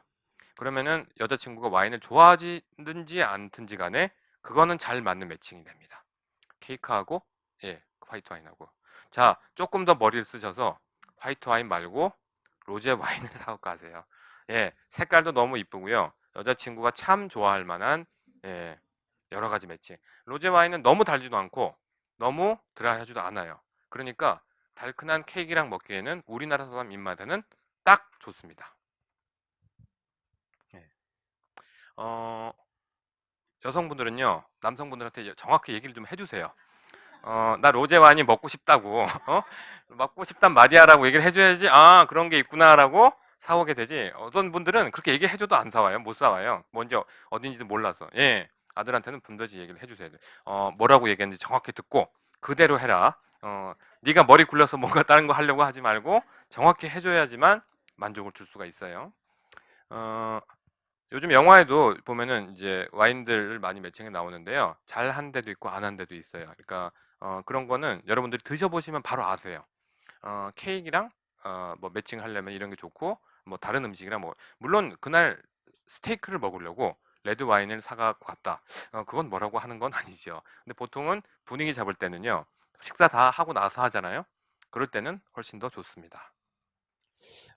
요거 약간 또 지난 얘기고 또 고유명사 나와서 말씀드리기 그런데 얼마 전에 개봉했던 영화 중에서 아가씨라는 영화가 있었어요. 근데 그 영화를 굉장히 오랫동안 찍었거든요. 제가 잘 아는 그 음식 코디네이터가 거기 나오는 음식들을 다 했어요. 나중에 얘기 들었더니 뭐 냉면을 100그릇 말았다고 뭐 이런 얘기를 하더라고요. 굉장히 그 박찬욱 감독이 미술에 신경 쓰는 사람이라서 이런 사람이라면 이런 걸 먹었을 것이다. 뭐 이런 성격이라면은 이런 디자인을 썼을 것이다. 이런 설정이 굉장히 많았대요. 굉장히 고생은 했는데 보람은 많이 남았다고. 근데 밤중에 그 후배가 저한테 전화가 왔어요. 12시가 넘었는데 우리 집사람 옆에 자고 있는데 전화가 와갖고 뭐 좀 물어볼 거 있다고. 그러니까 뭐냐고 그랬더니 그 귀화한 한국 사람인데, 그 일본인인 척하는 한국 사람인데 딸기 케이크랑 무슨 음료하고 먹겠냐고 그거를 감독이 얘기를 해왔대요. 그래서 제가 두 가지를 얘기했어요. 그 사람이 진짜 일본 사람이라면 아마 차를 마셨을 것 같은데 아니라면은 로제 와인을 마셨을 수도 있을 것 같다. 예, 그런 얘기를 했습니다. 일본 사람들은요, 철저하게 외국을 똑같이 카피를 많이 해오거든요. 근데 우리나라 사람들은 자존심이 세서 그렇게 절대 못해요. 뭐라도 자기 거 하나를 넣어야지. 그래서 일본 사람이라면은 뭐를 먹었을 것 같은데 그 사람이 귀화한 일본 사람, 그러니까 한국 사람이라면 그거 말고 딴 거를 먹었을 것이다. 그랬더니 맞는 말이라고 자기 그렇게 하겠다고 했는데 편집에서 한번 잘린 것 같아요. 안 나왔습니다. 예, 어, 재밌는 얘기라서 그냥 말씀드렸어요. 와인이나 어떤 음료에 대해서 사람의 성격이 그대로 반영이 되기 때문에 여러분들이 선물을 하실 거면은 반드시 그 사람의 취향에 맞는 선물을 해주세요. 내가 좋아한다고 선물을 해주시는 게 아닙니다. 자, 그런 경우가 있죠. 어, 여자분들은 반지를 받고 싶어 하는데 자기 취향 아니라고 반지를 안 해주고 책을 해줍니다. 선물이 좋겠어요?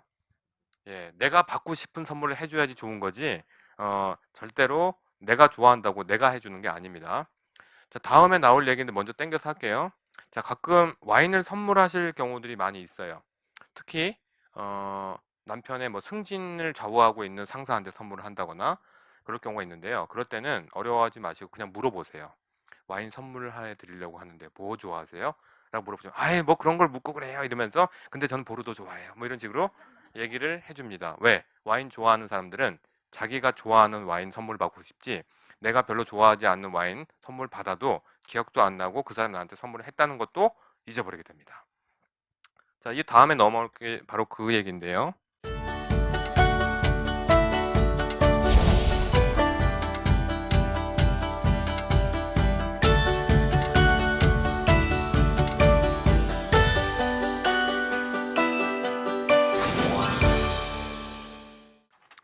두 번째 와인에 대한 분류는요, 지역에 따른 분류입니다.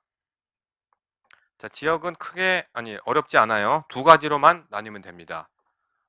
예. 오래된 데는 구세계.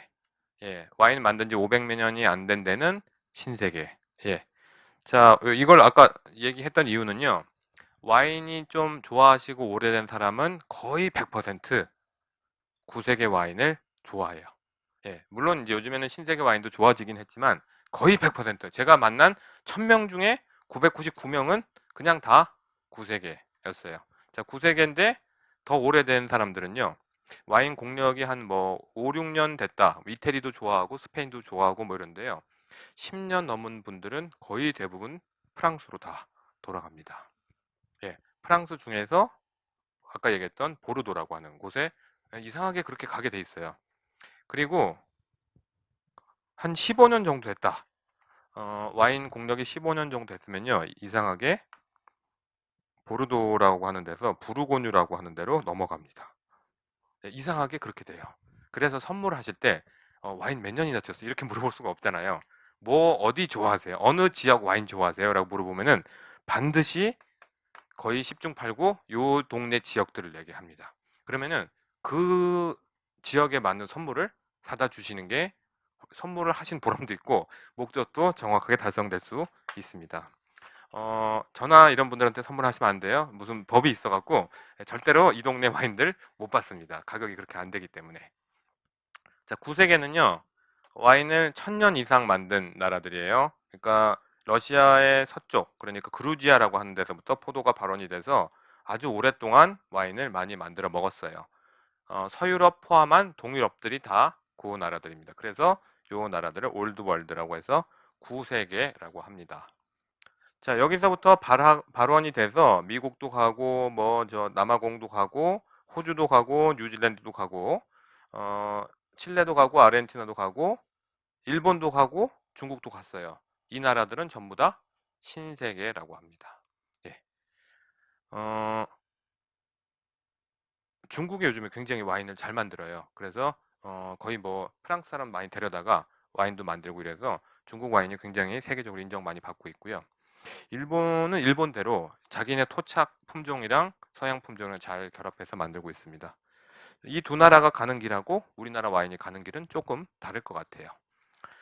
자, 구세계는요, 특징이 뭐냐면 아주 오랫동안 와인을 만들어 왔기 때문에 땅에 대한 연구, 기후에 대한 연구, 지질에 대한 연구가 굉장히 발달했어요. 그래서 자기가 무슨 와인을 만들 거냐, 그 지역과 그 땅과 그 포도에 대한 연구를 많이 해서 극성을 아주 극대화시키는 그런 특징들이 있어서 밭에 뭐 이랑 하나 사이로 밭이 다르면 맛이 전혀 다른 와인들을 만들어내는 데가 구세계예요. 신세계는요, 땅덩이가 넓고 햇빛이 쨍쨍하고 날씨가 너무 좋습니다. 여기 심으나 저기 심으나 저쪽에도 심으나 똑같은 와인이 나와요. 그래서 약간 처음에는 대중적이고 벌크 와인들, 저렴한 와인들이 많이 나왔고요. 구세계에는 아주 민감하고 복합적이고 좀 섬세한 와인들이 나와서 그렇게 구분을 했습니다. 자, 와인 선물을 하시려면요, 되도록이면 구세계를 하세요. 받으시는 분이 미국 와인이나 칠레 와인 받는 것보다야 프랑스나 이태리 와인 받는 걸 훨씬 더 좋아하는 허세가 있기 때문에 그렇습니다. 가능하면 물어보세요. 남편이 얘기합니다. 그걸 어떻게 물어봐? 근데 그래도 물어봐야 됩니다. 물어봐야 알 수가 있어요. 예. 와인을 좋아하시면요, 조금만 관찰하면은 그 사람이 뭘 좋아하는지 알 수 있습니다. 주문할 때, 야, 나 프랑스 와인, 뭐 이런 식으로 얘기를 하는데요. 그런 것만 남편분이 캐치 잘 하면은, 예, 선물할 때 좋은 거 하실 수 있어요. 비싼 거 하라는 얘기 아닙니다. 취향에 맞는 선물을 해주면, 아주 비싸지 않더라도 정확하게 그 사람 마음을 읽을 수 있기 때문에 그래요. 와인을 뭘 좋아하냐에 따라서 외교적인 언어도 굉장히 달라집니다. 그런 부분까지는 아니더라도 와인은 좀 실용적인 비즈니스에 활용할 수 있는 부분이 있으니까 그렇게 쓰시면 좋겠습니다. 자, 요거 지역에 따른 분류는 생각보다 편견이 굉장히 세요. 어, 우리가 구세계 신세계로 나누긴 했지만 제가 농담 비슷하게 이런 얘기도 했지만 저도 그런 적이 한 번 있었어요. 와인 처음 배우고 너무 재밌고 막 이래갖고 신나갖고 저한테 굉장히 많이 그 도움을 주신 그 외과 의사 형한테 선물을 딱 했어요. 그때 당시 제가 거금을 들여서 15만 원짜리 몬테스 알파 무슨 네이블이라고 해서 딱 줬더니 별로 얼굴이 달가워하지 않는 얼굴이에요. 나중에 들었더니 자네 나를 이렇게 생각했나? 이 정도였었어요. 예, 차라리 그 돈 갖고 저렴한 프랑스를 샀으면 훨씬 더 즐거워하셨을 것 같아요. 받으시는 분의 취향을 반드시 고려하셔야 됩니다. 예, 백화점이고 마트에 딱 가서 비싼 거 사라는 게 아니고요. 받을 사람의 취향과 저걸 보시고 하세요. 포장이 이쁘면 멋있을까요? 예, 물론 그렇긴 하죠. 와인 좋아하신다면 알맹이만 봅니다. 겉에 안 봐요. 무슨 박스가 돼 있고 뭐 기프트 세트가 금으로 새겼든지 안 봅니다. 안에 내용만 봅니다. 포장 깔끔하게만 잘해서 가시면 괜찮아요. 어, 지역 얘기가 나왔으니까 와인 리스트 보는 법 먼저 간단하게 좀 말씀드릴게요. 어, 조금 좋은 레스토랑 가시면요, 철저하게 지역 이기주의에 따라서 메뉴 리스트를 구성해 놓습니다. 어, 아주 저렴한 데 말고는 대부분 다 그런데요. 그 메뉴 이렇게 레스토랑 가시면 메뉴를 주고 와인 메뉴를 또 하나 따로 주잖아요. 두 개를 줍니다. 그러면 이제 그 커플이 갔으니까 둘이서 보라는 줄 알고 이렇게 나눠 가지시면 안 돼요. 예, 하나는 와인 메뉴고 하나는 진짜 메뉴예요. 그러니까 음식은 여기만 나와 있고 여기는 와인만 있습니다. 저도 가끔 실수했습니다. 왜 여기 음식이 없지? 이런 경우들이 있었어요. 자, 와인 메뉴를 넘겨보면요. 어, 호텔이나 고급 레스토랑 갈수록 더 심화가 돼 있는데요. 첫 번째 넘기면 첫 페이지는 무조건 스파클링 와인이에요. 그 탄산 와인들. 예, 리스트가 뭐 한 페이지가 쭉 있는 데들이 있고 막 이게 서너 페이지 가는 데도 있지만 보통은 한 반 페이지 정도만 써 있습니다. 여기 이렇게 요 정도. 예. 어느 나라 뭐 어떤 거 뭐 이런 식으로 돼 있는데 요거는 그렇게 자세하게 모르셔도 괜찮아요. 왜? 값이 비싸니까. 비싸니까 여러분들이 드실 수 있는 데는 한도가 있어요. 이 중에서 저렴한 거 드셔야 돼요. 저도 비싼 거 안 먹습니다. 어, 자, 두 번째 페이지 넘어가면은 이때부터는 철저하게 구세계 신세계로 확 갈립니다. 구세계 먼저 나올까요? 신세계 먼저 나올까요? 예, 당연하게 구세계 나옵니다. 구세계에서 어느 나라가 제일 먼저 나올까요? 예, 당연하게 프랑스가 제일 먼저 나옵니다. 자, 3국이 와인으로는 빅3라고 얘기해요. 어디일까요? 프랑스, 이태리, 스페인. 예, 독일은 조금 작아요. 그래서 항상 프랑스, 이태리, 스페인이 엎치락 뒤치락 하면서 작년에 네가 1등이었지, 금년에 내가 1등이야. 뭐 이런 식으로 얘기를 합니다. 근데 압도적으로 와인을 많이 팔아서 돈을 버는 나라는 왜? 와인이 비싸니까. 예, 이태리하고 스페인은 상대적으로 저렴한 와인들이 훨씬 더 많아요. 판매한 양이나 그걸로 따지면은 이 나라가 이기고 이 나라가 이길 때가 있고 가끔 요즘 이상한 나라가 튀어들어와서 예, 미국이 더 1위 할 때도 있지만 압도적으로 와인 값은 프랑스가 1위예요. 예, 비싼 와인이 많아서. 메뉴 넘기면 프랑스부터 딱 나옵니다. 프랑스가 나오는데 조금 더 큰 데는 뭐 어떻게 되어 있냐면 프랑스 중에서 1, 보르도부터 나와요. 예, 와인 산지들이 전국에 있지만 한 10개 정도가 큰 데가 있는데요. 그 순서대로 나옵니다. 첫 번째 보르도, 두 번째 부르고뉴, 세 번째 론, 뭐 그다음 네 번째 가면은 뭐 샹파뉴는 앞에 나오니까 뭐 그냥 프로방스나 뭐 이런 데가 나오는 경우도 있고요. 쭉쭉쭉 나와요. 예. 어, 자, 좀 호텔 같은 데 가서 이게 조금 두꺼워지기 시작한다 이러면은 마을 이름이 나옵니다, 이제. 예, 어느 마을에 어떤 거죠. 어느 마을에 어떤 거. 그리고 좀 더 심한 데는 등급들이 나와요. 1등급부터 시작해서 5등급 뭐 이런 식으로.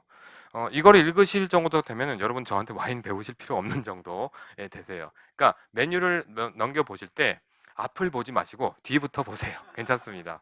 앞에는 이렇게 두꺼운 메뉴라면은 굉장히 비싼 와인들, 보통 한 2, 30만 원 되는 와인들부터 쭉쭉 써놨어요. 왜? 이런 데 유명한 데니까 비싸니까요. 자, 이태리로 넘어가면은 이게 한 서너 페이지 뒤에 가서 나옵니다. 그러면은 여기도 지역을 좀 따져요. 뭐 피에몬테, 뭐 그다음에 뭐 토스카니, 뭐 이런 식으로 쭉쭉 나옵니다. 근데 여기는 그렇게 프랑스만큼 무슨 서열이 있지는 않아요. 근데 이태리 와인은요, 등급이라고 얘기하는 그런데 체계가 제일 좋은 게 있고 중간 게 있고 뭐 좀 중간 낮은 게 있고 맨 밑에가 있는데요. 이건 대부분의 나라들이 다 이렇게 4개 정도로 하는데 프랑스는 요기 게 제일 많이 먹는데 이태리는 요거 세 가지를 다 잘 먹어요. 다 맛있어요. 예. 저렴한 거라고 해도 맛없지 않고 이태리는 다 맛있습니다. 굳이 그래서 지역하고 이런 거 안 따져도 될 정도이기 때문에 프랑스만큼 복잡하게 나오지는 않습니다. 자, 세 번째 스페인으로 가도 그때부터 이제 지역 거의 잘 안 따지기 시작하는데 여기도 중요한 지역이 한 3개 있어요. 예. 근데 3개에서 나오는 거 굳이 그렇게 다르지 않습니다. 자, 스페인 정도 넘어가면 그다음부터 뭐가 나오냐? 독일 나오고요. 그다음에 뭐 저 포르투갈 나오고 이게 뭐 쭉쭉쭉 나오다가 이제 동구가 나오는 경우가 있고 안 나오는 경우도 있고 대부분이 요 정도에서 멈춥니다. 이렇게 되면 벌써 메뉴의 반 이상이 넘어가 있어요. 자, 그 다음에 어디가 나오느냐? 신세계는 굳이 순서가 없어요. 근데 제일 잘 팔리는 거를 아무래도 앞에 놓겠죠. 제일 잘 파는 데 어딜까요? 예, 요즘은 칠레.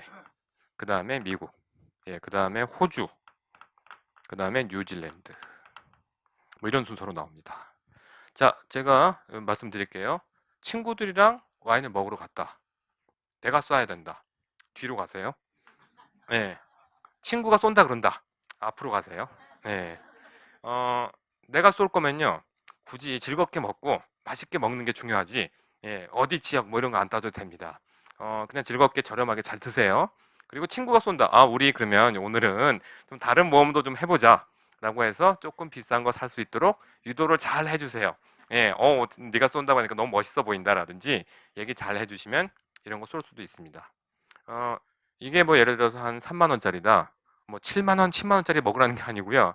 한 5만 원짜리 정도 먹을 수 있을 정도로 얘기를 잘 해보세요.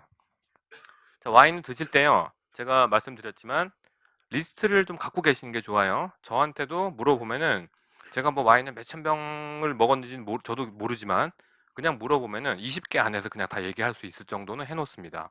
누가 물어보면 아 이런 음식이랑 이런 거. 여러분들도요. 한 5개에서 10개 정도는 갖고 계세요. 예. 그런데 와인을 공부하시려면요. 내가 맨날 먹어본 와인을 드시는 것보다는 안 먹어본 와인을 먹어보는 게 좋습니다. 친구가 쏜다 그럴 때 그런 경험들을 좀 하세요. 예. 누가 와인 선물한다 그럴다.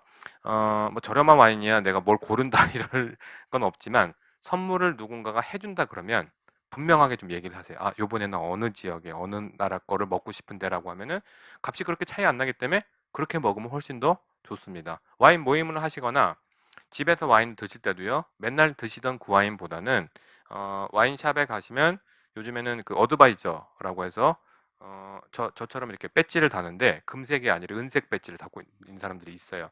그 사람들한테 물어보아서 여기는 먹어봤고 뭐 이런 거 잘 안 먹었는데 그럼 추천을 많이 해줘요. 절대 그거 그냥 사지 마시고요. 그거보다 싼 거, 그리고 그거보다 좀 더 싼 거, 그 사람들은 비싼 거를 팔게 돼 있습니다. 조금 덜 비싼 거로 골라도 충분히 맛있어요. 네, 그렇게 좀 여러 군데를 드셔보시면 좋겠습니다. 자, 와인의 분류에서 지역의 분류는요, 허세가 제일 강한 그런 특성이 있어요. 구세계로 가면 갈수록 어떻게 보면 좀 오랫동안 와인을 먹고 좀 거드름을 피우는 분들이 많이 먹는 편이고요. 저도 물론 프랑스 와인을 상당히 좋아합니다. 프랑스 와인이라는 게 특성이 분명히 있어요. 하지만 데일리로 먹고 제가 즐기는 와인들은 그렇게 비싼 와인들은 아니에요. 뭐 7,000원짜리도 있지만 제가 잘 먹는 와인들은 25,000원 정도 되는 와인들을 좀 잘 즐겨서 먹는 편입니다. 그 와인들도 맛있어요. 그리고 음식이랑도 잘 맞습니다. 좀 더 저렴한 와인이 나오면 좀 더 좋겠다. 이런 생각들은 조금 많이 하죠. 자, 두 번째, 지역에 따른 분류는 어렵진 않지만 특성을 잘 알아놓으셔야 돼요. 구세계 와인과 신세계 와인의 특징이 무엇이냐라고 물어보면은 대략 정도 쓸 줄은 아셔야 됩니다. 아까 말씀드렸죠? 구세계 와인은 오랫동안 했기 때문에 와인 지역과 기후에 대한 연구가 많이 된 와인이고, 신세계 와인들은 땅덩어리가 넓고 기후들이 다 좋기 때문에 굳이 지역 특성이 많이 드러나지는 않는다. 이 정도로 알고 계시면 되겠습니다. 예, 좀 어려우세요? 대답이 없는 거 보니까 어려운데. 예, 알겠습니다. 자, 세 번째. 그렇지만 오늘은 꼭 다 알아놓으셔야 돼요. 자, 세 번째는요, 단맛에 따른 분류입니다. 굳이 와인을, 외국 와인을 많이 드실 때는요, 단맛을 꼭 많이 구분하진 않으셔도 돼요. 왜냐하면은 외국 와인들은 대부분이 다 안단 와인만 들어옵니다. 우리나라 와인들을 구분하실 때는 반드시 요건 아셔야 돼요. 단 와인과 안단 와인이 크게 갈리기 때문에 그렇습니다. 자, 단맛에 따른 분류는요, 세 가지로 분류가 됩니다. 첫 번째, 마주 단 와인이다 라고 하는 거는 스위트한 와인이다 라는 표현을 씁니다. 두 번째, 달지도 않고 안 달지도 않은 거, 대충 중간쯤 되는 거 미디엄이라고 합니다. 네, 세 번째, 안 단 와인은 드라이한 와인이라고.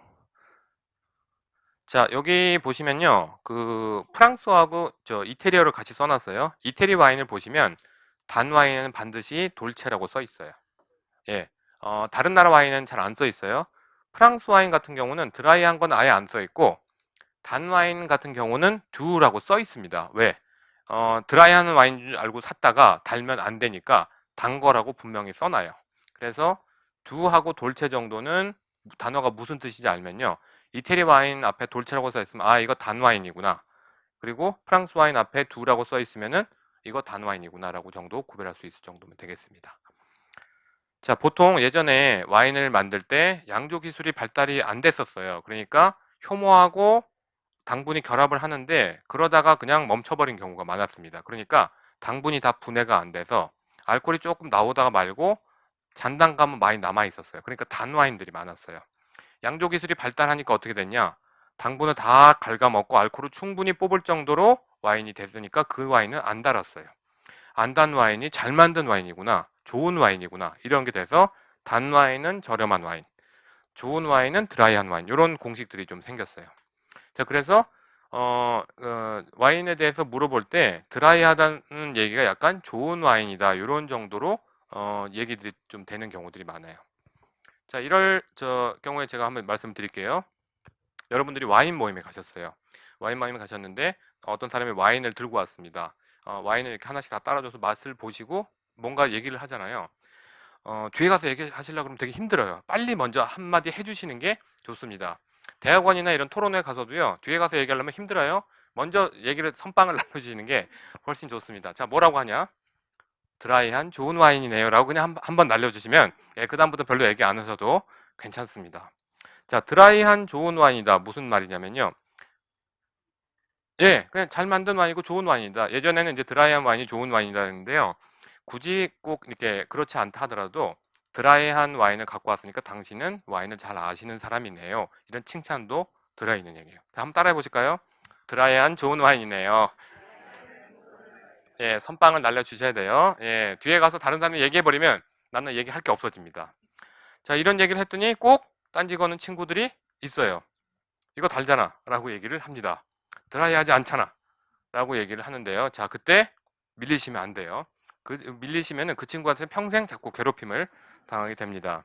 자, 뭐냐면요.